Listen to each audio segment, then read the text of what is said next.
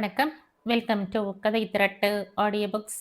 இந்த வீடியோவில் நம்ம என்ன கதை கேட்க போகிறோம்னா 23ஆம் படி கதையின் நிறைவு பகுதி. நம்ம சேனலை இதுவரைக்கும் சப்ஸ்கிரைப் பண்ணாதவங்க சப்ஸ்கிரைப் பண்ணுங்க. பக்கத்தில் இருக்கிற பெல் ஐகானை கிளிக் பண்ணி ஆல்ங்கிற ஆப்ஷனை ப்ரெஸ் பண்ணுங்க. ஸோ தட் நான் போடுற கதைகளை உடனுக்குடனே நீங்கள் கேட்கலாம். வாங்க கதைக்குள்ள போகலாம்.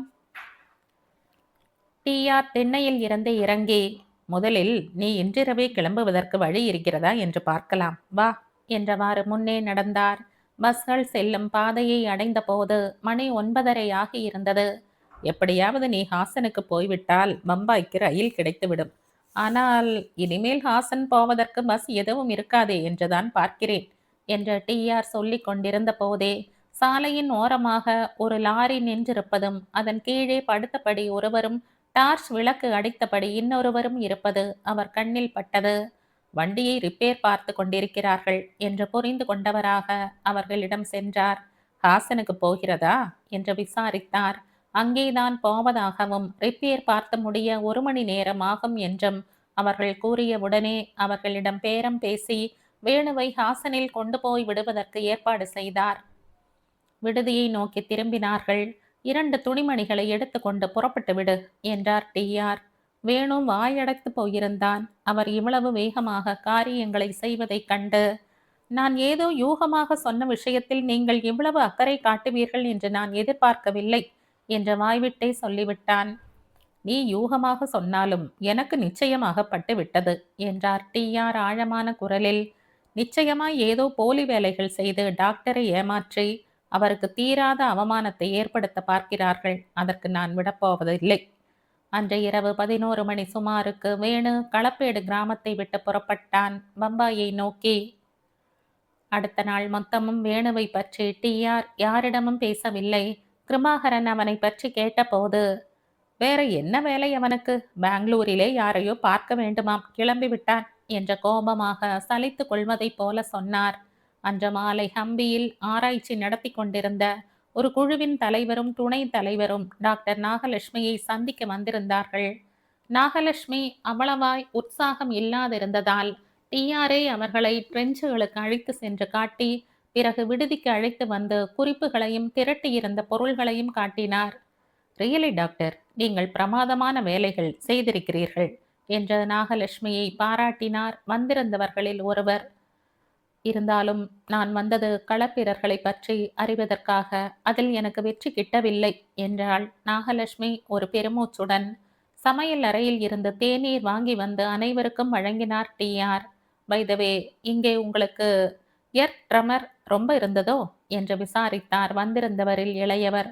எங்களுக்கு அங்கே கொஞ்சம் பலமான பூகம்பம். அப்படியா? ஆமாம், சில பேருக்கு காயங்கள் கூட ஏற்பட்டது. ஆனால் நாங்கள் இருந்தது கொஞ்சம் பழைய கட்டிடம். உங்களுக்கு இந்த கிராமத்தில் அப்படிப்பட்ட அபாயம் கிடையாது. எல்லாம் சிறிய வீடுகள், குடிசைகள் தானே. மற்றவர் இடைமறித்தார். இன்னொரு தரம் நிலநடுக்கம் ஏற்படும் என்று சொல்கிறார்கள். அதிர்ச்சி கொஞ்சம் பலமாகவும் இருக்குமாம். பள்ளங்களில் இறங்கி இருக்கும் போது ஜாக்கிரதையாகவே இருங்கள். ட்ரெஞ்சுகள் கூட பரவாயில்லை. இங்கே அந்த ஜைன கோயில் குளமெல்லாம் இருக்கிறது பாருங்கள், அதுதான் ஆபத்தான இடங்கள் என்றார் முதல்வர். டாக்டர் நாகலட்சுமி சிரித்தாள்.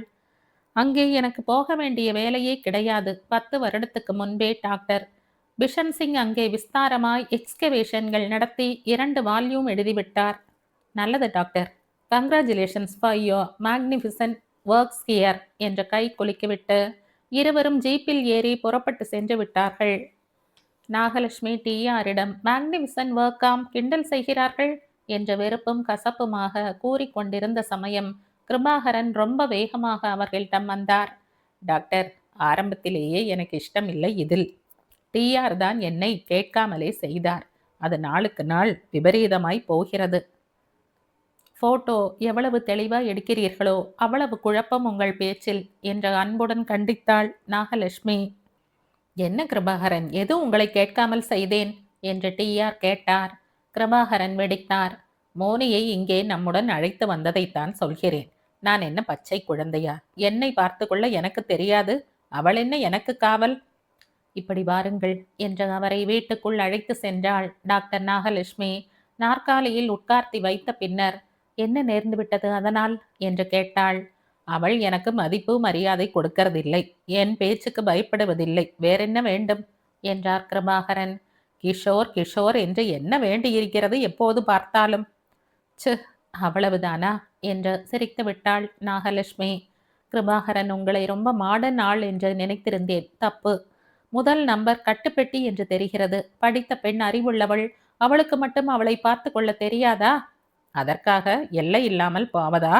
ஏதோ டூரிங் தியேட்டர் இருக்கிறதாமே பக்கத்தில், படம் பார்க்கிறேன் என்று கிஷோருடன் போயிருக்கிறாள். பார்த்து கொள்ளுங்கள்.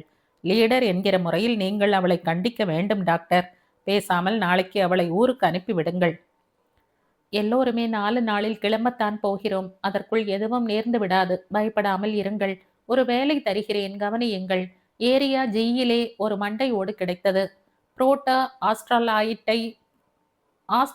டைப்பாகவும் தோன்றுகிறது. ஸ்கைத்தோ ஈரானியன் மாதிரியும் தோன்றுகிறது.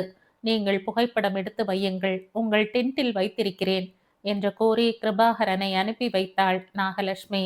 சுரத்தில் அவர் செல்வதை பார்த்தவாறு, வேறொன்றுமில்லை, நமது எக்ஸ்கவேஷன் வெற்றிகரமாய் நடந்திருந்தால் எல்லோருக்கும் உற்சாகம் பெய்த்து கொண்டு போயிருக்கும். அப்படி இல்லாததால் ஒவ்வொருவரும் நர்வஸ் டென்ஷனில் இருக்கிறார்கள். நிதானமே போய்விட்டது என்றாள். உண்மையான பேச்சு என்று ஆமோதித்தார் டிஆர். 2 நாள் கழித்து அதே டாக்டர் நாகலட்சுமி நிதானம் இழந்து தலை தெறிக்க வருவாள் என்று அப்போது அவர் நினைக்கவே இல்லை. கையில் ஒரு மண்வெட்டியுடன் பரபரப்பாக வந்தவள், டிஆர் வாருங்கள் என்னோடு, எதுவும் கேட்காதீர்கள் என்ற மிதமிஞ்சிய உற்சாகத்துடன் கூவிய போது அவருக்கு திகைப்பு ஏற்பட்டது. கிருபாகரனுக்கும் மோனிக்கும் பெரிய சண்டை.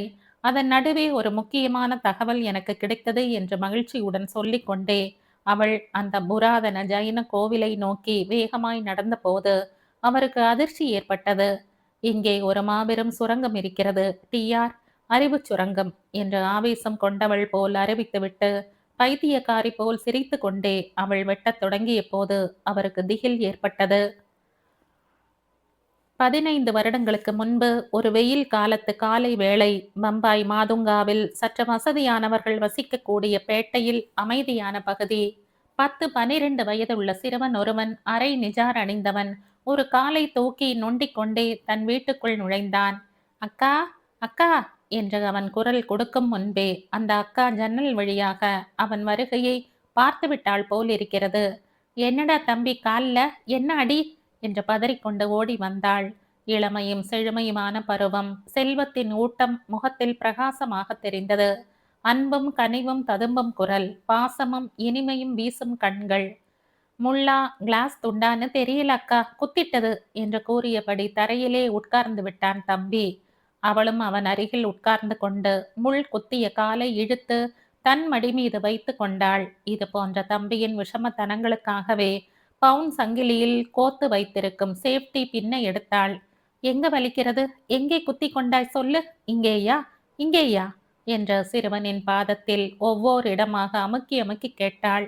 அங்கே இல்லை, அங்கே இல்லை என்று உதட்டை பிதுக்கிக் கொண்டிருந்த தம்பி, அங்கதான் அக்கா என்று கத்தினான். தன் பட்டு போன்ற விரலினால் அந்த இடத்தில் நெருடி பார்த்தாள் அக்கா. தோ தெரிகிறதே, இங்கே பார்க்காதே, தோ சுவாமி படம் இருக்குது இல்லையா, அதை பார்த்து கொண்டே இரு. 1 2 3 டக்கென்று எடுத்து விடுகிறேன் என்று அவள் சொல்லிக் கொண்டிருக்கும் போது உள்ளே இருந்து அவர்களுடைய தந்தை தன் கழுத்தில் டையை சரிப்படுத்திய வண்ணம் வெளியே வந்தார். வெளியே கார் நின்றிருக்கிறதா என்று ஒரு முறை எட்டி பார்த்த பின், நீ என்னம்மா அந்த வாளுக்கு சரியா ஈடு கொடுத்து கொண்டு தினம் 8 தரம் காலில் குத்தி கொண்டு வருவான். அதை கவனிக்கவே உனக்கு நேரம் சரியாகிவிடும் என்றார். எனக்கும் தான், வேறென்னப்பா வேலை? உங்கள் ஆபீஸிலேயே கூட ஒன்று போட்டு தரமாட்டேன் என்கிறீர்களே என்று குறைப்பட்டாள் மகள்.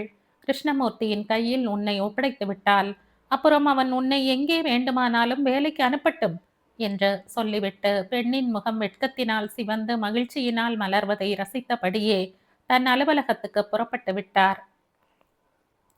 கிருஷ்ணமூர்த்தி மாமான்னு சொன்னதுமே முள் எடுக்கிறது கூட மறந்துட்டியே என்று பரிகாசம் பண்ணினான் தம்பி. சி போக்கிரி என்று செல்லமாய் அவன் தலையில் குட்டிவிட்டு சேஃப்டி பின்னை கொண்டு அவன் காலை கவனிப்பதில் ஈடுபட்டாள் அவள். அக்காவின் முகத்தையே பார்த்தபடி இருந்தான் தம்பி. அவன் பிஞ்சு உள்ளத்தில் பாசம் நிறைந்த பல நினைவுகள் பீரிட்டு கொண்டிருந்தன. ரொம்ப ரொம்ப காலத்துக்கு முன்பு அம்மாவை இழந்து விட்டதும் அது முதல் அக்காவே தன்னை காப்பாற்றி வருவதும் ஞாபகம் வந்தது. ஒரு முறை தெரியாத்தனமாய் மண்ணெண்ணெயை குடித்து விட்ட போது அவள் தன்னை தோளில் தூக்கி போட்டு கொண்டு தன்னந்தனியே டாக்டர் வீட்டுக்கு ஓடினாளாம். அப்பாவும் வேலைக்காரர்களும் சொல்லி இருக்கிறார்கள். இன்னொரு முறை பள்ளிக்கூடத்தில் அவனை டீச்சர் அடித்து விட்டார் என்பதற்காக மறுநாள் நேரில் சென்று அந்த டீச்சருடன் படு சண்டை போட்டாளாம். ஏன் போன வருஷம் அவன் டைபாய்டு காய்ச்சலில் கிடந்தபோது தண்ணீரோ ஆகாரமோ இல்லாமல் அவன் பக்கத்திலேயே 15 நாள் உட்கார்ந்திருந்தது அவனுக்கே நன்றாய் நினைவிருக்கிறதே. அவ்வளவுதான், எடுத்தாகிவிட்டது. இதோ பார் என்ற தன் சிவந்த உள்ளங்கையில் பளபளக்கும் கண்ணாடி பொடி ஒன்றை காட்டினாள் அவள். பிறகு தம்பியின் முகத்தை கவனித்தாள். அவன் கண்களில் நீர் பொங்கி தழும்புவதைக் காண அவளுக்கு தூக்கி வாரி போட்டது. ஒன்னு இல்லக்கா என்ற கண்ணை துடைத்து கொண்டான் சிறுவன். சொல்ல போகிறாயா இல்லையா? வந்து அக்கா, கிருஷ்ணமூர்த்தி மாமா பெரிய அறிவாளி, படித்தவர், சயின்டிஸ்ட். உன்னை கல்யாணம் பண்ணிக்கிட்டதும் உன்னையும் அழைச்சுக்கிட்டு இங்கிலாந்து அமெரிக்காவுக்கெல்லாம் போயிடுவார். அப்புறம் என்ன கவனிக்க யாரு இருக்காங்கன்னு நினைச்சேன். அழுக வந்துட்டுது. தம்பியை வாரி மடி மீது இருத்தி கொண்டாள் அவள். எந்த லண்டன் பட்டணம் போனாலும் நான் உன்னையும் என் கூட அழைத்து கொண்டுதான் போவேன் என்றாள். அதே சமயம் வீட்டுக்குள் ஓர் இளைஞன் நுழைந்தான். தோ கிருஷ்ணமூர்த்தி மாமாவே வந்துவிட்டார் என்ற அக்காளிடம் சொல்லிவிட்டு பின்பக்கம் இருந்த சமையல் அறைக்கு ஓடிவிட்டான் சிறுவன். கிருஷ்ணமூர்த்தி என்ற அந்த வாலிபர் தனக்கும் தன் அக்காவுக்கும் மாமா முறையாக வேண்டும் என்று அவனுக்கு தெரியும். அவருக்குத்தான் அக்காவை மனம் செய்து கொடுப்பதாக இருக்கிறார்கள் என்றும் அவன் அறிவான். முன்னுக்கு வந்து கொண்டிருக்கும் சயின்டிஸ்டான அவர் எப்போது வந்தாலும் மணிக்கணக்கில் அக்காவுடன் பேசிக் கொண்டிருப்பார். அவர் தருகிற சாக்லேட் பாக்கெட்டை வாங்கி கொண்டு அவன் விளையாட ஓடிவிடுவது வழக்கம். இன்று ஏன் ஒன்றும் வாங்கி வராமல் சும்மா கையை வீசிக்கொண்டு வந்தார்? பொன் சிரிப்புடன் அவனிடம் குட் மார்னிங் போடுவாரே, அது கூட ஏன் இன்று இல்லை? சில நிமிடங்கள் இது பற்றி மனம் குழம்பிய பிறகு அவன் மீண்டும் முன்பக்கம் வந்தான்.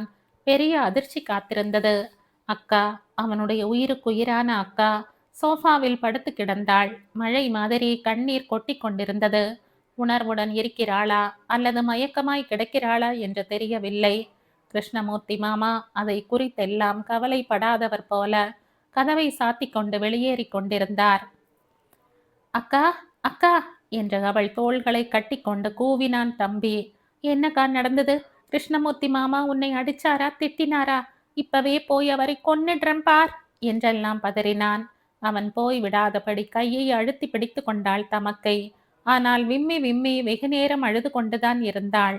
அடுத்த வாரம், அடுத்த மாதம், ஏன் 3-4 மாதங்கள் வரை அந்த வீட்டில் அவளுடைய கண்ணீர்தான், அழுகைதான். சிரிப்பையும் சந்தோஷத்தையும் தவிர வேறெதையும் கண்டிராத இல்லம் துன்ப காடாக ஆகிவிட்டது. 24 மணி நேரமும் கண்ணீரினால் வீட்டை மெழுகி கொண்டிருந்தாள் அக்கா. அந்த கிருஷ்ணமூர்த்தி மாமா அவளை கல்யாணம் செய்து கொள்ளப் போவதில்லை என்று சொல்லிவிட்டாராம். வேற யாரோ ஒருத்தியாம், அவரை போலவே விஞ்ஞானியாக இருக்கிறாளாம். அவளைத்தான் கல்யாணம் செய்து கொள்ளப் போகிறாராம். அதுதான் அக்காவின் துக்கத்துக்கு காரணம் என்று புரிந்து கொண்டான் தம்பி. அப்பா எவ்வளவோ தேற்றினார். கிடக்கிறான் நன்றி கெட்ட கழுதை. அவனை காட்டிலும் 10 மடங்கு உயர்ந்தவனாக பார்த்து நான் கல்யாணம் செய்து வைக்கிறேன் என்றார். ஆனால் அக்கா மனம் தேரவில்லை.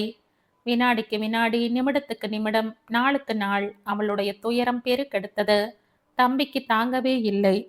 ஒரு நாள் கிருஷ்ணமூர்த்தி மாமாவை வழியில் மடக்கி, என்ன மாமா, அக்காவை இப்படி அழ வச்சிட்டீங்க என்று கேட்டான்.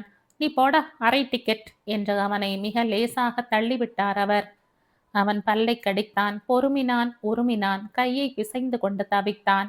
கடைசியில் ஒரு நாள் திருமண அழைப்பிதழும் கொடுத்துவிட்டு போய்விட்டார் அவர். அக்கா அதை சொக்கு சொக்காய் கிழித்து ஜன்னலுக்கு வெளியே போட்டுவிட்டு கட்டிலில் குப்புற விழுந்து துடித்து துடித்து அழுதாள். கிழிந்த துண்டுகளை பொறுக்கி சேர்த்தான் தம்பி. கை வலிக்க வலிக்க எழுத்துக்கள் ஒன்று சேர்க்கிற மாதிரி பொருத்தி பார்த்து எங்கே கல்யாணம், எத்தனாம் தேதி என்ற விவரங்களை தெரிந்து வைத்து கொண்டான். அன்று காலை வீட்டில் யாரிடமும் சொல்லாமல் பாக்கெட் மணியாக தனக்கு தரப்பட்ட காசில் டாக்ஸிக்கும் பஸ்ஸுக்கும் டிராமுக்குமாக செலவழித்து அந்த திருமணம் நடைபெறும் இடத்தை அடைந்தான். அது ஒரு சிறிய மராத்தியர் கோவில். 10-15 பேர்தான் கூடியிருந்தார்கள். வேண்டாம் மாமா, எங்க அக்காவை விட்டுடாதீங்க. கிருஷ்ணமூர்த்தி மாமா என்று அலறிக்கொண்டே அவன் அந்த கூட்டத்தினுள் புகுந்தபோது காரியம் முடிந்து விட்டது. கிருஷ்ணமூர்த்தி மாமா தாலியை கட்டிவிட்டார். மாலையும் கழுத்துமாக நின்றிருந்த மணப்பெண், யார் இந்த பையன், தனியே வந்திருக்கிறானே என்று அன்போடுதான் விசாரித்தாள். ஆனால் அவளை தன் கை நகத்தாலே கிழித்து கொலை செய்து விட வேண்டும் போல வெறி பிறந்தது அந்த சிறுவன் மனதில். என் அக்காவை கதறி துடிக்கும்படி செய்தாயல்லவா, உன்னை என்ன செய்கிறேன் பார் என்ற ஊமை சவாலாக மனதுக்குள் உறுதி கொண்டு வீடு திரும்பினான். அங்கே அவனை புரட்டி போட்டு அடிக்கும்படியான இன்னொரு நிகழ்ச்சி நடைபெற்றிருந்தது. வெள்ளை வெளியர் என்ற புடவையும் ஈரத்தலை கோலமுமாக அவனுடைய அருமை அக்கா சவமாகி கிடந்தாள் முன் அறையில். கடலில் விழுந்து உயிரை மாய்த்து கொண்டு விட்டாளாம் அவள். கருங்கல்லாக சிலையாக நின்றான் அவன் நெடுநேரம் வரையில். பின்னர் அவன் படித்தான், வளர்ந்தான், வாலிபனானான். தந்தையின் பிசினஸ்களை ஏற்றுக்கொண்டான். வாழ்க்கையில் அனுபவிக்க கூடியவைகளை துறக்காமல் துய்த்தான். ஆனால் வெள்ளை துணியும் ஈரமுமாக கிடந்த அக்காவின் தோற்றம் மறக்கவில்லை. மாலையும் கழுத்துமாக நின்றிருந்த அந்த மணப்பெண்ணின் மீது அவன் கோபம் குறையவில்லை. பேரும் புகழும் பெறப்போகிற ஆராய்ச்சிக்காரியாம் அவள். அதனால் தான் கிருஷ்ணமூர்த்தி அவளை மணந்தாராம். பெயரும் கெட்டு புகழும் கெட்டு 4 பேர் அவளை இகழ்கிற மாதிரி பண்ணாமல் விடுவதில்லை என்று அவன் சூளுரைத்து கொண்டான். அந்த தம்பியின் பெயர் சிவசங்கரன். இவ்வளவு விவரங்களையும் திரட்டி கொண்டு பிரமித்து போன உள்ளத்துடன் திரும்பிக் கொண்டிருந்தான் வேணு. அவன் பம்பாயில் தங்கியிருந்தது மொத்தம் 72 மணி நேரம் கூட இருக்காது. அதற்குள் எப்படி இவ்வளவு தகவல்கள் சேகரிக்க முடிந்தது என்று அவனை அப்போது கேட்டிருந்தால் அவனால் சொல்ல முடிந்திராது. டாக்டர் கிருஷ்ணமூர்த்தி பணியாற்றிய ஆராய்ச்சி கூடம், டாக்டர் நாகலட்சுமியும் அவரது வளர்ப்பு தந்தை மாசிலாமணியும் வசித்து வந்த இடங்களிலும் நெருங்கி பழகிய மனிதர்களிடமும் விசாரித்தான். ஒரு சிறுவனுக்கு தன் சகோதரியிடம் அப்படி கூட எல்லையற்றதோர் பிரேமை இருக்க முடியுமா என்று அவனுக்கு ஆச்சரியமாயிருந்தது. அப்படியே இருந்தாலும் அவள் அற்பாயுளாக இறந்த பிறகு அந்த பாசம் கொஞ்சம் கொஞ்சமாக கருகி தீய்ந்து போகாமல் மலை போல் வளர்ந்து கொண்டிருக்க முடியுமா என்று வியப்படைந்தான். அப்படி வளர்ந்த கண்மூடித்தனமான பிரியம் காரணமாக சகோதரியின் மரணத்துக்கு காரணமானவர்களுக்கு தீராத அவமானத்தை தேடி கொடுக்கும் அளவுக்கு துவேஷம் வளருமா என்று அவனால் கற்பனை கூட செய்ய முடியவில்லை. அக்கா மறைந்து போய் பல வருடங்களாகியும்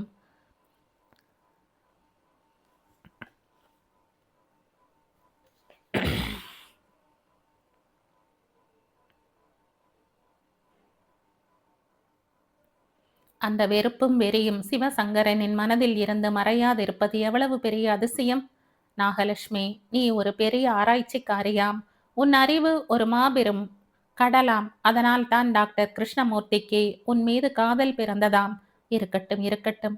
அந்த ஆராய்ச்சியும் அறிவும் உன்னை புகழ் சிகரத்தில் ஏற்றி விடுகிறதா என்று பார்த்து விடுகிறேன். அப்படியே ஏறினாலும் நீ தடதடவென்று உருண்டு விழும்படி பண்ணுகிறேனா இல்லையா பார் என்று சிவசங்கரன் பல்லை கடித்து கொண்டு சவால் விடுவதை வேணுவினால் யூகிக்க முடிந்தது. டாக்டர் நாகலட்சுமியின் ஒவ்வொரு நடவடிக்கையையும் அசைவையும் சிவசங்கரன் கவனித்தபடி இருந்திருக்கிறான். எங்கே அவள் வேலைகள் தெரியாமலே போய்விடுமோ என்று வேணுவை போலவே அப்பாவைகளை அவ்வப்போது அமர்த்தி கொண்டு கண்காணித்து வந்திருக்கிறான். அவனுடைய கொடுங்கை இதற்கு முன் எதுவரையெல்லாம் நீண்டதோ இப்போது களப்பேடு கிராமம் வரையில் நீண்டிருக்கிறது. வேண்டுமென்றே புதைந்து கிடக்கிற சிலைகளை கடத்தி கொண்டு போகிற மாதிரி ஒரு நாடகம் நடத்தி இருக்கிறான் கிழவன் சென்னப்பாவின் உதவியுடன். ஆனால் உண்மையில் அவன் எதையும் எடுத்து போகவில்லை, கொண்டு வந்து வைத்திருக்கிறான். சாமர்த்தியமான எப்படிப்பட்ட ஆராய்ச்சியாளரின் கண்ணிலும் மண்ணை தூவக்கூடிய போலிகளை தயாரித்து அவைகளை அவள் அசலென நம்பும்படி செய்ய வேண்டும். அறிஞர்கள் நிறைந்த சபையில் வெற்றி பெருமிதத்துடன் அவள் அந்த செப்பேட்டையும் சிலைகளையும் எடுத்து காட்டி விளக்கி கொண்டிருக்கும் வேளையில் சிவசங்கரன் அதில் உள்ள ஓட்டைகளை சுட்டி காட்டி அவள் மூக்கை உடைக்கப் போகிறான். போலிகளை கொண்டு புகழ் பெற பார்த்தவள் என்ற பழியை அவள் மீது சுமத்தப் போகிறான்.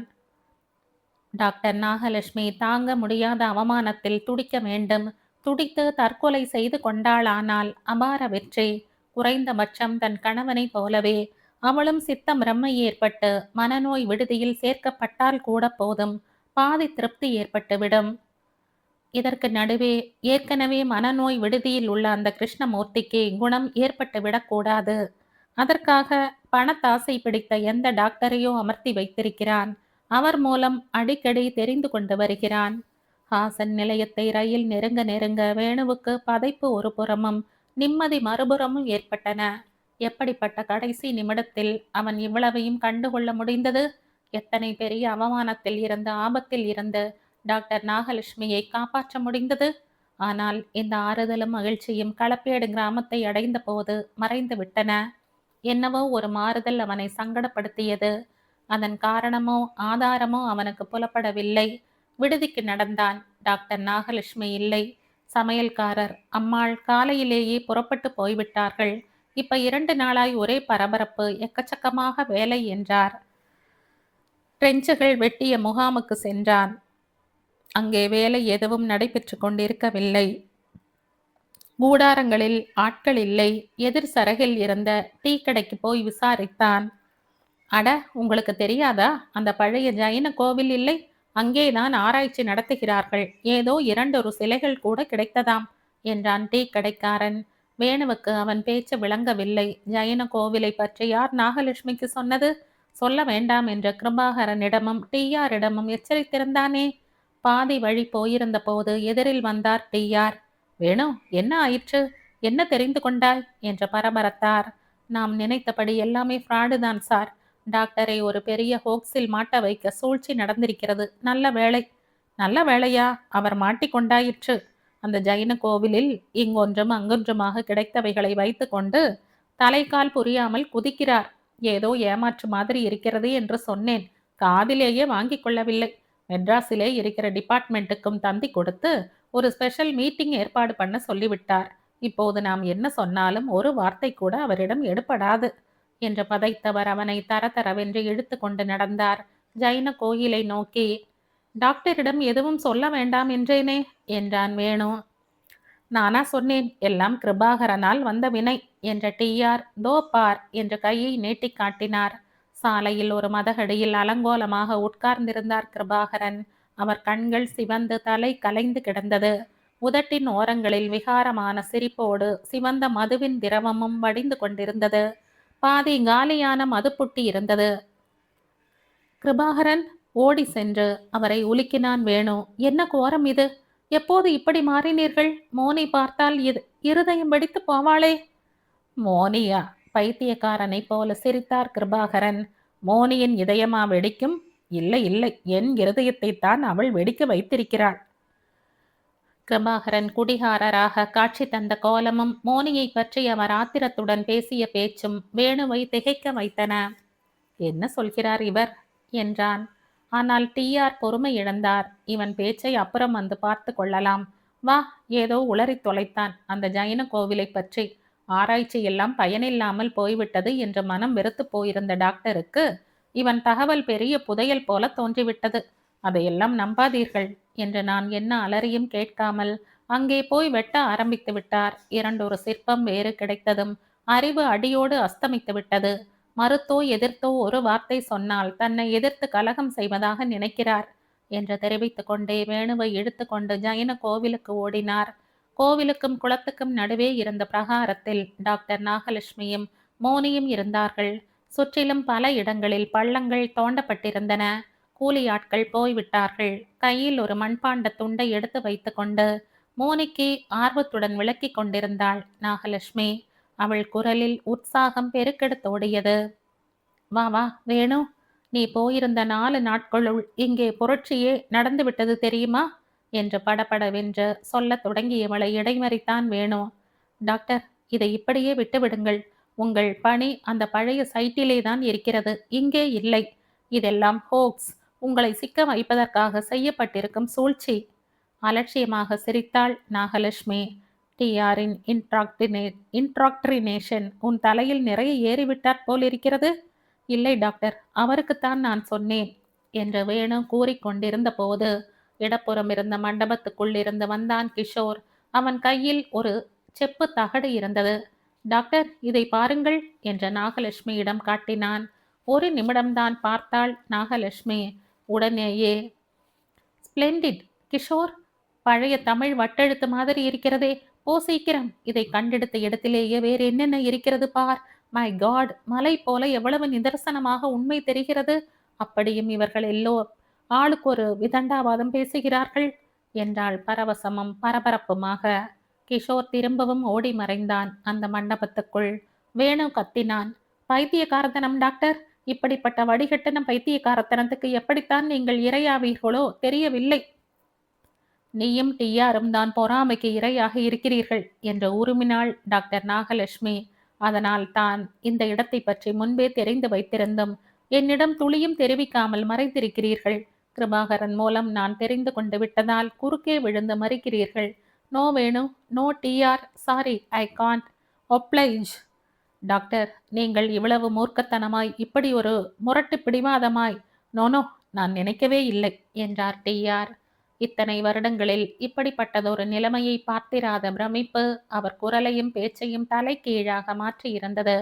20 ஆண்டு காலத்துக்கு மேலாக மதிப்பும் மரியாதையும் தந்து வந்துள்ள டாக்டர் நாகலட்சுமியாக இல்லாமல் அவருக்கு கீழே வேலை செய்யும் குமாஸ்தாவாகவோ தொழிலாளியாகவோ இருந்திருக்கும் பட்சத்தில் கையில் அகப்பட்டதை எடுத்து கண்மண் தெரியாமல் தாக்கி இருப்பார். அவ்வளவு சீற்றம் அவர் உள்ளத்தினுள் பொங்கிக் கொண்டிருந்தது. எதையும் ஆய்ந்தோய்ந்து பார்த்து திட்டமிட்டு நிதானமாக நடத்தியே பழக்கப்பட்டிருந்த அவரை டாக்டர் நாகலட்சுமியின் இந்த திடீர் வெறியும் ஆர்ப்பாட்டமும் நிலை குலைய வைத்தன. டாக்டர், நான் சொல்வதை கொஞ்சம் பொறுமையாக கேளுங்கள் என்று அவர் மீண்டும் சொல்லத் தொடங்கிய போது, நீங்கள் சும்மா இருங்கள் டிஆர் என்று காட்டமாக அதட்டினாள் நாகலட்சுமி. டிஆருக்கு ரோஷம் ஏற்பட்டது. என்னதான் அவர் அவளுக்கு கீழ்ப்பட்டவர் என்றாலும் எவரும் அவரை இப்படி அடக்கியது கிடையாது. எனக்கும் கொஞ்சம் விஷயம் தெரியும் அம்மா என்றார் சிறிது உரத்த குரலில். இந்த துறையில் உங்களை காட்டிலும் அதிக காலம் நான் இருந்திருக்கிறேன். சினத்துடன் குறுக்கிட்டாள் டாக்டர் நாகலட்சுமி. இருந்திருக்கிறீர்கள், குமாஸ்தாவாக, மேனேஜராக, கூலிகளை கட்டி மேய்க்கிற மேஸ்திரியாக.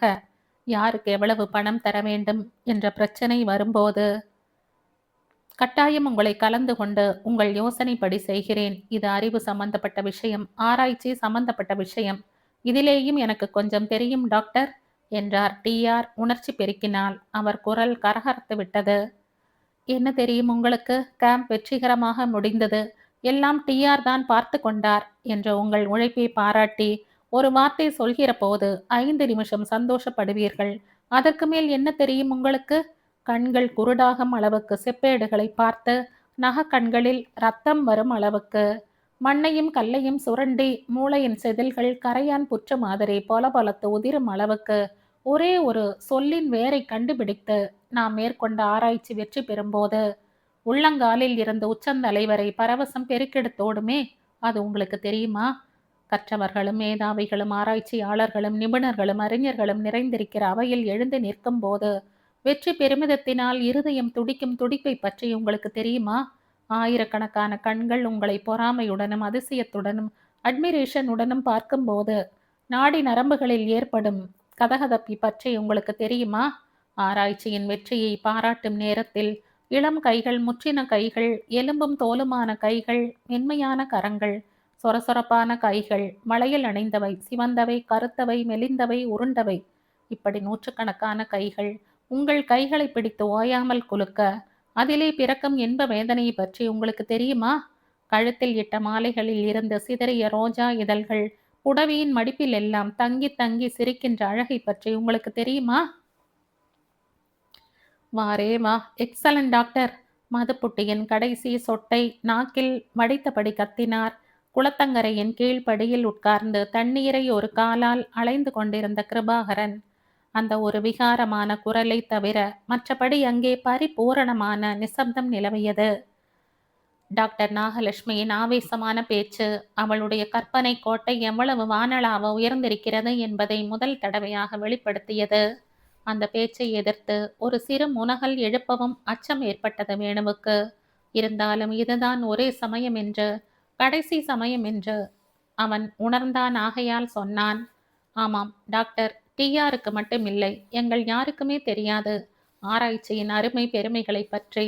வெற்றி பெற்று நிற்கும் போது எப்படி இருக்கும் என்று எங்களுக்கு கொஞ்சமும் தெரியாது. ஆனால் அந்த வெற்றி அவமானமாக மாறினால் எப்படி இருக்கும் என்று எங்களுக்கு தெரியும். நீங்கள் வர்ணித்தீர்களே, அறிஞர்களும் மேதாவிகளும் நிறைந்த சபை என்று, அங்கே தலை குனிந்து நிற்கும்போது போலியை காட்டி ஏமாற்ற பார்த்தீர்கள் என்ற ஏச்சும் பேச்சும் கண்டனமும் உங்களை நோக்கி தோட்டா தோட்டாவாக சீறி வரும்போது அந்த மரணக்காயம் எப்படி இருக்கும் என்று எங்களால் யூகிக்க முடிகிறது. அவமானப்பட்டு தலை குனிந்து பின்வாங்கி ஓடும்போது ரோஜா இதழ்களுக்கு பதில் உங்கள் கண்ணீர் துளிகள் பூமியில் சிந்துமே, அவை நெருப்பை காட்டிலும் சூடாக இருக்கும் என்பதை தெரிந்து கொண்டிருக்கிறோம். அந்த இழிவு உங்களுக்கு ஏற்படக்கூடாது என்றுதான் தடுக்கிறோம். இப்போது இவ்வளவும் போலி டாக்டர். நீங்கள் இங்கே கண்டெடுப்பதாக நினைத்திருப்பதெல்லாம் வெறும் ஏமாற்று, சூழ்ச்சி, சதி, பித்தலாட்டம். நான்சென்ஸ் என்று கர்ஜித்தாள் டாக்டர் நாகலட்சுமி. நீ முந்தா நாள் பிறந்தவன், நேற்று இந்த துறைக்கு வந்தவன். உன் பேச்சை நம்புவதற்காக எனக்கு டாக்டர் பட்டம் தரவில்லை யூனிவர்சிட்டியில். வேணுவிடம் திடீரென ஒரு சோர்வு கண்டது. தான் தோற்று கொண்டிருக்கிறோம் என்று அவன் உள்ளுணர்வு சொல்லியது. மூடர்களின் உள்ளங்களில் ஆசை விருட்சங்கள் முளைக்கும் போது அதை வெட்டக்கூடிய எந்த கோடாலியையும் உலகம் இன்னும் கண்டுபிடிக்கவில்லை என்பது அவனுக்கு நினைவு வந்தது. வெறியர்கள் கோட்டை கட்டும்போது பாறையையும் இரும்பையும் பயன்படுத்தாமல் அவற்றை விட வலிமையான பேராசைகளினால் எழுப்புகிறார்கள் என்ற உண்மையை தனக்குத்தானே சொல்லி கொண்டான். ஆகவே டாக்டர் சிவசங்கரன் பெரிய சூழ்ச்சி செய்திருக்கிறான் என்று அவன் சொல்கையில் தன்னம்பிக்கை என்பது சிறிதும் இல்லாமல் அவன் குரல் ரொம்ப பலவீனமாக இருந்தது. நாகலட்சுமி அவன் பேச்சை கேட்கும் நிலையிலோ நிதானத்திலோ இருக்கவில்லை. எந்த சிவசங்கரன்? எனக்கு ஒரு சிவசங்கரனையும் தெரியாது என்று அழுத்தம் திருத்தமாக சொன்னதோடு, நீங்கள் எல்லோரும் என் சொல்படி வேலை செய்வதற்காக வந்திருக்கிறீர்களா, அல்லது இவ்வளவு முக்கியமான சந்தர்ப்பத்தில்தான் எனக்கு துரோகம் செய்ய வேண்டும் என்று முன்கூட்டியே திட்டமிட்டிருக்கிறீர்களா என்ற சத்தமும் போட்டாள். இவ்வளவு நேரமும் பிரம்மை பிடித்தவள் போல் பேசாமல் பதுமையாக நின்றிருந்தாள் மோனி. ஆனால் அவளுடைய விழிகள் மட்டும் நாகலட்சுமியையும் டிஆரையும் வேணுவையும் மாறி மாறி பார்த்து கொண்டிருந்தன. நடுநடுவே பைத்தியக்காரனைப் போல குடித்து கொண்டு கிடக்கும் தந்தையிடம் சென்று பரிதாபத்துடன் மன்றாடிவிட்டு நகர்ந்தன. எதையும் திட்டமாக உணர முடியாத குழப்பத்துக்கு அவள் ஆட்பட்டிருந்த போதிலும் வேணுவின் கெஞ்சல் மனப்பூர்வமானது என்று அவள் நெஞ்சுக்குப்பட்டது. டாக்டர் என்று ஏதோ சொல்ல வாய் எடுத்தாள். அந்த சொல்லுக்காகவே காத்திருந்த மாதிரி அந்த வினாடியே அத்தனை பேரும் ஒரு இடறி தடுமாறினார்கள். ஒரே சமயத்தில் எல்லோருக்கும் தலை சுற்றியதா, அல்லது கண் இருண்டதா, அல்லது மயக்கம் ஏற்பட்டதா? சொல்லி வைத்த மாதிரி எப்படி? டாக்டர் என்று சாட்டையடி பட்ட மாதிரி சிலீர் என்று கூவினார் டிஆர். எர்த் ட்ரெமர், 2ஆம் தடவையாக பூமி அதிரக்கூடும் என்று அன்றைக்கு ஹம்பியில் இருந்து வந்திருந்த ஆபீசர் கூட சொன்னாரே. அவர் சொன்ன தகவலும் சொன்ன முறையும் அவர்களை மலைத்து நிற்க வைத்தது. அச்சமும் மிரட்சியும் அவர்களை சிலைகளாக்கின. டாக்டர் நாகலட்சுமி ஒருத்திதான் அயரவில்லை. எர்த் ட்ரெமர் ரொம்ப மைல்டாகத்தான் இருக்கும், கவலைப்பட வேண்டாம், let us proceed with our work என்று கூறிவிட்டு ஒரு சிறிய பாறையை புரட்டுவதற்காக குனிந்தாள். டாக்டர், டிஆர் பல்லை கடித்தார். You are crazy, insane. இந்த மாதிரியான பழைய கட்டிடங்கள் உள்ள இடத்தில் இருக்க வேண்டாம் என்று அந்த ஹம்பிக்காரர்கள் எச்சரித்தது மறந்துவிட்டதா உங்களுக்கு? நாளைக்கோ அடுத்த நாளைக்கோ அதற்கடுத்த நாளைக்கோ உங்கள் ஆராய்ச்சியை நடத்தி கொள்ளலாம். ஓடுங்கள் முதலில். கிருபாகரன், வேணு, மோனி, ஓடுங்கள். அடுத்த நடுக்கம் ஏற்படுவதற்குள் திறந்த மைதானத்துக்கு போய்விட வேண்டும். அவர் குரலையும் மீறிக்கொண்டு வீறிட்டாள் மோனி. கிஷோர், கிஷோர் அங்கே இருக்கிறார். கிஷோர் அந்த மண்டபத்துக்குள், அவரை கூப்பிடுங்கள் முதலில். ஆமாம், தோ போய் அவரை என்ற ஓர் அடிதான் எடுத்து வைத்திருப்பான் வேணு. சொன்னால் கேட்க மாட்டீர்கள். உங்களை வெறி பிடித்தவள் போல் நாகலட்சுமி சுற்றுப்புறத்தில் தேடினாள். மண்வெட்டிக்கு பக்கத்தில் கிடந்த கத்தி ஒன்றை சட்டென எடுத்து கொண்டாள். நாகலட்சுமியின் கையில் பளபளவென்று மின்னிய அது வேணுவை மந்திரம் போட்ட மாதிரி தடுத்து விட்டது. ஆமாம், நகருகிறவர் யாராயிருந்தாலும் இதற்கு பதில் சொல்ல வேண்டியிருக்கும். ஜாக்கிரதை. அந்த கத்தியை மெல்ல ஆட்டிய வண்ணம் அமைதியாக பேசினாள் நாகலட்சுமி. படம் எடுத்து ஆடும் நாகத்தின் அழகு அவள் மேனியின் ஒவ்வொரு இம்மியிலும் பிரதிபலித்தது. இப்படிப்பட்ட துரோகிகளை, அற்பத்துக்கெல்லாம் நடுநடுங்குகிற கோழைகளை என் சகாக்களாக எண்ணி அழைத்து வந்தேனே என்று வெட்கப்படுகிறேன். நான் எந்த கோழையும் என் வெற்றிக்கு குறுக்கே வர நான் இடம் தரப்போவதில்லை, அது மட்டும் நிச்சயம். கிஷோர் என்று மீண்டும் ஒரு முறை கூச்சலிட்டாள் மோனி. காலம் காலமாக கல்லாகவே கிடக்கும் அந்த புராதன மண்டபம் இதயமற்ற பாறையாக இருந்தது. கூப்பிடாதே அவனை அவன் ஒருவன்தான் எனக்கு கடைசி துணையாக இருக்கிறான். அவன் தேடிக்கொண்டிருக்கிற இடத்தில்தான் எனக்கு பலன் கிடைக்கப் போகிறது. அதை கெடுக்காதே. இன்னும் பல செப்பேடுகள் கொண்டு வரப் போகிறான் கிஷோர். என் ஆராய்ச்சி வெற்றி பெறப் போகிறது. இப்போது பார்த்து அதை கெடுக்க பார்க்கிறீர்கள் எல்லோரும். முடியாது. ஜென்டில்மேன், உங்களில் எவரும் அரை அடி கூட நகர நான் அனுமதிக்க மாட்டேன். கிஷோர் என்று மீண்டும் அலறினாள் மோனி. கூப்பிடு மோனி, கிஷோர் கூப்பிடு, கிஷோர். ஹஹஹ என்று குளத்தங்கரை படிக்கட்டில் விழுந்து விழுந்து சிரித்து கொண்டிருந்தார் புகைப்படக்காரர் கிருபாகரன். அப்பா, ஒரு பொருட்டில்லை. அவரை கேட்காமல் என்ன வேண்டுமானாலும் செய்யலாம் என்று நினைத்தாயே, பலன் கிடைத்திருக்கிறது. Poor poor Moni. அப்பாவின் ஆசி கூட தேவையில்லை என்று ஹாசன் கோவிலில் மாலை மாற்றிக்கொண்டாயே, இன்றைக்கு அதன் கதையை பார்த்தாயா? பிரமாதம் பிரமாதம். உன் கணவன் அவ்வளவுதான் மோனி, அவ்வளவேதான் மோனி. அவளையும் அவள் தந்தையையும் திரும்பி திரும்பி பார்த்தான் வேணு. அவன் வயிற்றுக்குள் பந்தாக வேதனை உருண்டது. இரத்த ஓட்டம் நின்ற மாதிரி ஆயிற்று. திடீரென்று கிருபாகரன் மேலும் பலமாக சிரித்தார். வேணு, திகைத்து போய்விட்டாயா? பாவம். சாரி வேணு, வெரி சாரி. உன்னை எனக்கு ரொம்ப பிடித்திருந்தது. தம்பி, உனக்குத்தான் மோனியை பண்ணி வைக்கணும் என்று ரொம்ப ஆசைப்பட்டேன். ஆனால் இந்த குடிகார தகப்பன் சொல்வதாவது, அதை நாம் கேட்பதாவது என்று தீர்மானம் பண்ணி விட்டாளே என் செல்லப்பெண். தன் கல்யாணத்தை தானே முடித்து கொண்டு விட்டாளப்பா அவள். அதற்கப்புறம் நான் ஏன் புட்டியை எடுக்காமல் இருக்கணும் இல்லையா?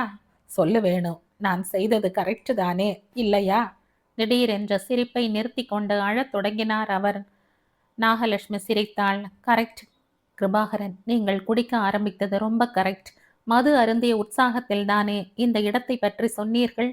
இங்கே புதைந்திருப்பதையெல்லாம் எவனோ கடைத்து கொண்டு போக பார்க்கிறான் என்று எனக்கு எப்படி தெரிந்திருக்கும் நீங்கள் சொல்லாவிட்டால்?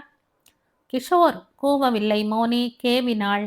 வேணு மோனியின் முகத்தை பார்த்தான். விழி முனைகளில் தத்தளிக்கும் கண்ணீர் துளி உருண்டு கன்னத்தின் வழியே விழுவதை பார்த்தான். அவளுடைய சிவந்த அதரங்களின் துடிப்பை பார்த்தான். அவளுடைய மன அலனை தன்னுள் அடைத்து வைத்து கொண்டிருக்கும் இருள் மண்டபத்தை நோக்கி அவளுடைய நடுங்கும் கைகள் நீட்டி கொண்டிருப்பதை பார்த்தான். அவனுக்குள் எதுவோ ஒன்று சிலிர்த்தது. நீண்ட நெடும் பாலைவனமாக இருந்த என் வாழ்க்கையில் ஒரே ஒரு ரோஜாவாக இந்த மோனி சிரித்தாள். அந்த ரோஜா என்னோடு வராது. அதை தாண்டி என் பயணம் இருக்கிறது. பிரிந்து போகும் முன் என்னிடம் இருக்கும் கடைசி குவளை நீரை அந்த ரோஜாவுக்கு ஊற்றிவிட்டு போகிறேன். நான் போன பின்னரும் அது சிரித்து கொண்டே இருக்கட்டும். நாகலட்சுமியின் கையில் இன்னும் ஆடிய வண்ணமே இருக்கும் கத்தியை இமைக்காமல் ஒரு கணம் பார்த்தான். டாக்டர் என்று ஓங்கி கூவியபடியே குபீர் என்று பாய்ந்தான் அதை நோக்கி. ஆனால் அவனுக்கு முன்னால் இயற்கை அன்னை பாய்ந்து விட்டாள். அடுத்த நிலநடுக்கம் வேகமாயும் பயங்கரமாயும் இருந்தது. டாக்டர் நாகலட்சுமியின் கால் அடியில் இருந்த பூமி ஆட, அவள் சரிந்து விழ, அருகில் இருந்த சுவர் ஒன்று இரண்டாக விண்டு உருண்டு வந்து அவளை தாக்க, அவள் கையில் இருந்த கத்தியை பறிக்க முயன்றான் அவன். அவள் கையை வளைத்தான். அவள் விரல்கள் அவள் கத்தியை கொண்டு அவள் மார்பையே துளைத்தது. சிவப்பு வெள்ளம் பரவியது. எங்கெங்கு பார்த்தாலும் பூமி ஆடிக்கொண்டிருந்த போதிலும் அவனுடைய பார்வை, மூச்சு, பேசும் சக்தி, கேட்கும் திறன், கை கால்களின் இயக்கம் அத்தனையும் ஓய்ந்து விட்டாற் போன்று தோன்றிய போதிலும் கோவிலும் துவஜ ஸ்தம்பமும் சிலைகளும் தூண்களும் புரண்டு பெயர்ந்து விழுந்து கொண்டிருந்த போதிலும் வேணுவின் கண் அவனையும் அறியாமல் அவனும் அவனுக்கு கீழே டாக்டர் நாகலட்சுமியின் உடலும் கிடக்கிற இடத்தை ஆராய்ந்தது. அந்த ஜைன கோவிலின் படிக்கட்டு அது என்று புலப்பட்டது. எண்ண வேண்டும் என்று நினைக்கவில்லை. ஆனாலும் எண்ணினான். 1 2 3 என்று மூச்சை பிடித்து கொண்டு எண்ணினான். சரியா 23வது படி என்று கணக்கிட்டு முடித்த போது டாக்டர் நாகலட்சுமியின் சிதைந்த உடல், வெறியும் வேகமும் விடை பெற்று போய்விட்ட வெறும் உடல். நடக்காது, நடக்க விடக்கூடாது என்று நினைத்திருந்த அந்த பயங்கர கனவு கடைசியில் நடந்தே விட்டது. திடீரென்று மார்பை அடைத்தது அவனுக்கு. ஆனால் இன்னொரு வேலை ஒன்று பாக்கி இருந்தது என்று யாரோ அவனுக்கு நினைவூட்டுகிற மாதிரி இருந்தது. உலகத்தின் வேறெந்த மூலையில் இருந்தோ ஒரு பெண்ணின் குரல் கிஷோர் என்று கோவுவதை அவன் செவிகள் கேட்டன. எப்படி எழுந்தோம், எப்படி நடந்தோம், எப்படி மண்டபத்தினுள் சென்றோம் என்று அவனுக்கே தெரியாது. பூமியின் ஆட்டம் நின்று விட்டது. ஆனால் 10 வினாடி காலம் நடுங்கியதன் விளைவாக தரை பிளந்து தோய்ந்து தோய்ந்து சரிந்து கொண்டிருந்தன மண்டபத்தின் சுவர்கள். வேணு, அங்கே போகாதே என்று டிஆர் கத்துவது அவன் காதில் விழுந்தது. ஆயினும் அவன் நிற்கவில்லை. மண்டபத்துக்குள் சென்றவன் தன் சக்தி அனைத்தையும் திரட்டி கிஷோர் என்று கூப்பிட்டான். பதில் கிடைக்க காணோம். மண்டபம் முன்னத்தனை இருட்டாக இருக்கவில்லை. ஆங்காங்கே கூரையும் சுவர்களும் விழுந்து விட்டதால் வெளிச்சம் ஊடுருவியது. கண்ணை அழுந்து தேய்த்து விட்டு கொண்டு நோக்கினான். முதலில் எதுவும் புலப்படவில்லை. பின்னர் தரையிலே விழுந்து கிடக்கும் கிஷோரின் உருவம் தென்பட்டது. கிஷோர் என்று கூப்பிட்டு பார்த்தான். மெதுவே புரட்டி முகத்தை தொட்டான். நெற்றியில் ரத்தம் கசிவது தெரிந்தது. லேசான அடியாகத்தான் இருக்க வேண்டும். அத்துடன் பயமும் சேர்ந்து கொண்டதால் மயக்கம் போட்டிருக்கிறது. மூச்சு இறைக்க இறைக்க அந்த முகத்தை நோக்கியபடி மின்வெட்டு காலம் சும்மா இருந்தான் வேணு. காதல் போட்டியில் என்னை தோற்கடித்தவன் என்று ஆங்காரத்துடன் நினைத்து கொண்டான். மறு வினாடி மோனியின் கண்ணீர் சூடாக தன் மீது விழுவது போல உணர்ந்தான். குழந்தையை அள்ளி எடுப்பது போல் எடுத்து தோளில் சாத்தி கொண்டான். சுமையும் சோர்வும் அவன் கால்களை துவள வைத்தன. இன்னும் சில அடி தூரம்தான். தோ தோ என்று தனக்குத்தானே தைரியம் சொல்லிக் கொண்டு நடந்தான். கிஷோர் என்று மோனி ஓடி வந்தது அவனுக்கு நினைவில் இருந்தது. டிஆர் பதற்றத்துடன் கிஷோரை தாங்கிக் கொண்டு கீழே கிடத்தியது நினைவிருந்தது. வேணு என்ற மோனியின் தழுதழுத்த குரல் நினைவிருந்தது. அவள் உதட்டில் பூத்த உவகை நினைவிருந்தது. அதன் பிறகு வேணு நினைவிழந்தான். 6 மாதங்கள் கழித்த ஒரு நாள் காலை வேளையில் களப்பேடு கிராமத்தை ஜைன கோவிலின் இடுபாடுகளுக்கிடையே ஒரு சிறுமி தாவி தாவி ஓடிக்கொண்டிருந்தாள். சற்று பின்னால் மௌன சிந்தனைகளுடன் தலையை தாழ்த்தியபடி வந்து கொண்டிருந்தான் ஓர் இளைஞன். இதுதான் நீங்க வேலை செய்த இடமா சித்தப்பா? எவ்வளவு இடிஞ்சு விழுந்திருக்கு என்றாள் சிறுமி அதிசயத்துடன். இதே இடம்தான் ராதா, இதே இடம்தான் என்ற பெருமூச்சுடன் கூறிவிட்டு ஒரு கல்லின் மீது உட்கார்ந்து கொண்டான் அந்த வாலிபன். பட்டி வாசலை திறந்ததும் பல திசைகளில் பாய்ந்தோடும் ஆட்டு மந்தையைப் போல எண்ணி மாளாத எண்ணங்கள் அவன் உள்ளத்தில் பீரிட்டெழுந்தன. சுற்றிலும் கிடப்பனவெல்லாம் வெறும் கல் குவியல் அல்ல. டாக்டர் நாகலட்சுமி என்ற ஆராய்ச்சியாளரின் வீணான உழைப்பு என்று நினைக்கையில் வேதனை உள்ளத்தை பிசைந்தது. சென்னைக்கு திரும்பி காயங்களை ஆற்றிக்கொண்ட பின்னர் ஒரு நாள் சிவசங்கரனை போய் சந்தித்தது அவனுக்கு ஞாபகம் வந்தது. ஆத்திரத்துடன் எவ்வளவோ திட்டியும் சிவசங்கரன் அமைதி குலையாமல், என் திட்டம் தோற்றுவிட்டது, என் ஆசை வீணாகிவிட்டது, டாக்டர் நாகலட்சுமி அவமானப்பட்டு நிலை குலைந்து நிற்பதை பார்க்க முடியாமலே போய்விட்டதே என்று பதில் அளித்து, இந்தா உன் சிரமத்துக்காக என்று கட்டு நோட்டுகளை எடுத்து தந்தான். அதை அவன் முகத்தில் விட்டெறிந்துவிட்டு திரும்பிவிட்டான் வேணு. டாக்டர் நாகலட்சுமியின் மரணத்தை பற்றி போலீஸ் விசாரணை சில நாட்கள் நடைபெற்று அதுவும் முடிந்து விட்டது. வெறிச்சோடி நின்றது வாழ்க்கை. அண்ணன் மகள் ராதைக்கு கோடை விடுமுறை விட்டபோது அவளை வெளியூர்களுக்கு அழைத்து செல்வதாக கூறி அண்ணாவிடம் கொஞ்சம் பணம் வாங்கி கொண்டு இங்கே வந்தான். பூகம்பத்தின் சேதங்கள் அப்படியே கிடந்தன. அருகில் நிழல் ஆடியது. யாரோ அவன் பக்கத்தில் உட்கார்ந்தார்கள். விழி ஓரத்தால் பார்த்தான் யார் என்று. அவன் மனம் கனத்தது. டிஆர் சார் என்றான் கரகரத்த குரலில். அவன் தோள் மீது கை வைத்தார் டிஆர். டாக்டர் நாகலட்சுமியின் ஆராய்ச்சி வீண் போகவில்லை வேணு என்றார் மெதுவாக.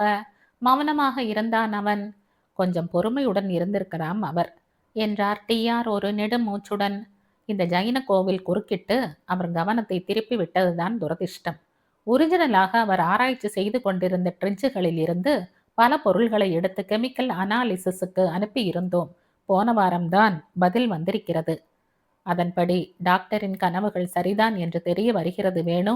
5வது 6வது நூற்றாண்டை சேர்ந்தவைதான் நாம் அனுப்பிய பொருள்கள். அவற்றில் 2 புராதன கன்னட இன்ஸ்கிரிப்ஷன் இருக்கிறதாம்.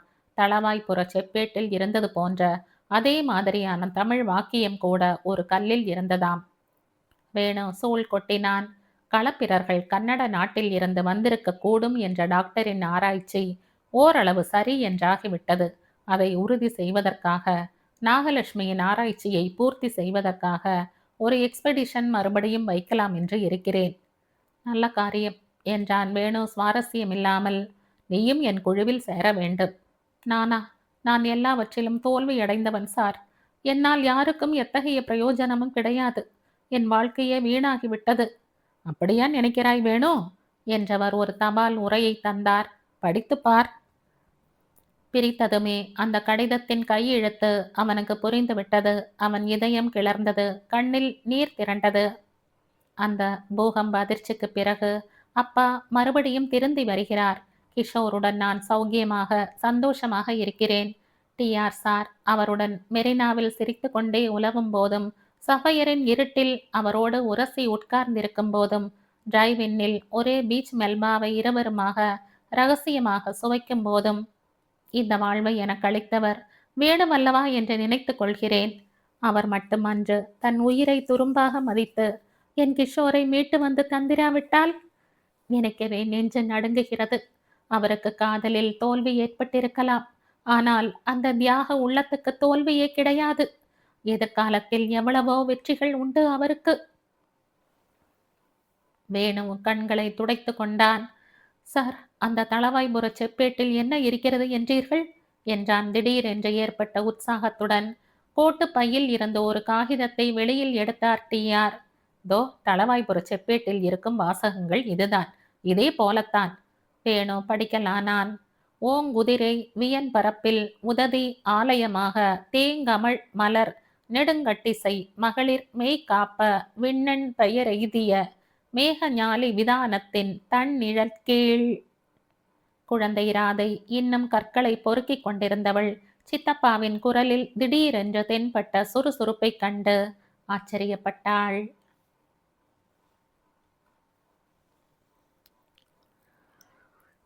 இதோடு இந்த கதை முடியுது. இந்த கதை உங்களுக்கு பிடிச்சிருந்தா லைக் பண்ணுங்க, ஷேர் பண்ணுங்க, சப்ஸ்கிரைப் பண்ணுங்க. மற்றும் ஒரு இன்ட்ரெஸ்டிங்கான கதையோட அடுத்த வீடியோல சந்திப்போம். பாய். தேங்க்யூ.